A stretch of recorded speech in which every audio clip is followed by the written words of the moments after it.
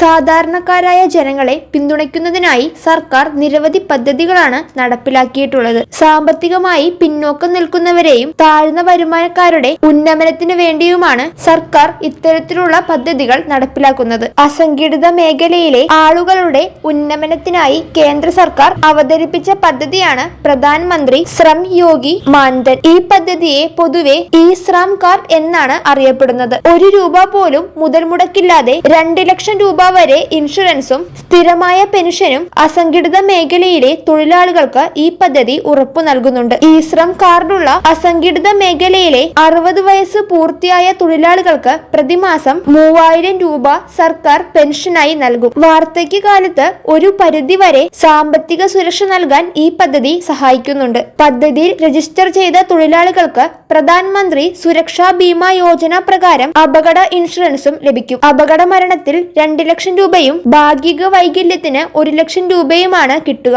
Register ചെയ്ത തൊഴിലാളി അപകടത്തിൽ മരിച്ചാൽ പങ്കാളിക്കോ നിയമപരമായ അവകാശിക്കോ ആനുകൂല്യങ്ങൾ ലഭിക്കുന്നതാണ്. E Shram card national career service പോർട്ടലുമായി ബന്ധിപ്പിച്ചിരിക്കുന്നതിനാൽ തൊഴിലവസരങ്ങൾ കൂടി അറിയാൻ സാധിക്കും. പകർച്ചവ്യാധികൾ പോലുള്ള ദേശീയ പ്രതിസന്ധികളിൽ അസംഘടിത തൊഴിലാളികൾക്ക് സഹായം നൽകാൻ ഇ ശ്രം ഡാറ്റാബേസ് സർക്കാരിനെ സഹായിക്കുമെന്നാണ് വിലയിരുത്തൽ. യോഗ്യരായ തൊഴിലാളികൾക്ക് ഇ ശ്രം പദ്ധതിയിൽ സൗജന്യമായി തന്നെ അംഗമാകാൻ സാധിക്കും. ഈ പദ്ധതി പ്രകാരം പെൻഷൻ അടക്കമുള്ള സാമ്പത്തിക സഹായങ്ങൾക്ക് യാതൊരു പ്രീമിയവും ആവശ്യമില്ല. അസംഘടിത മേഖലയിൽ ജോലി ചെയ്യുന്നവർക്ക് മാത്രമേ പദ്ധതിയിൽ അംഗമാകാൻ സാധിക്കുകയുള്ളൂ. 16നും 59നും ഇടയിൽ പ്രായമുള്ളവർക്ക് ഈ പദ്ധതിയുടെ ഭാഗമാകാൻ സാധിക്കും. തൊഴിലാളി ആദായ നികുതി അടയ്ക്കുന്നവർക്ക് ഈ പദ്ധതിയുടെ അംഗമാകാൻ സാധിക്കുന്നതല്ല. ഓൺലൈനായി തന്നെ ഈ പദ്ധതിയുടെ ഭാഗമാകാൻ സാധിക്കുന്നതാണ്.